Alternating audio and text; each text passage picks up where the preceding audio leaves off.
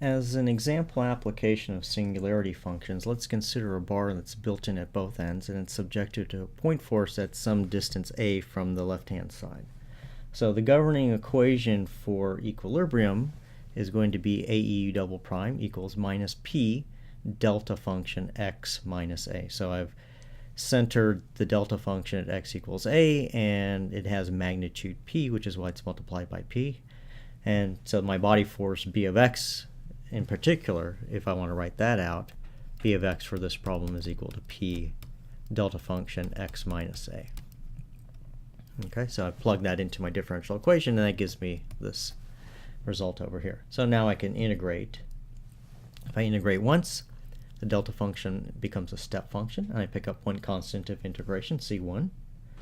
If I integrate a second time, my step function becomes a Macaulay bracket, and I pick up a second constant of integration, c2.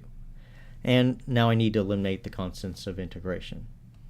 So the first boundary condition is u of 0 equals 0. So that implies that 0 equals minus p, the Macaulay bracket of 0 minus a, plus c1 times 0 plus c2.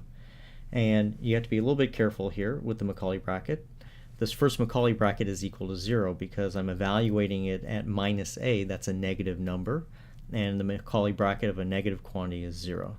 So the net result then is that c2 is equal to 0. I can now go and apply my other boundary condition, which is u of l equals 0. That gives me 0 equals minus p Macaulay bracket of l minus a plus c1 times l. Now, in this case, L minus a is a positive number, so the Macaulay bracket of L minus a evaluates to L minus a. So I find out that C1 is equal to P times L minus a over L.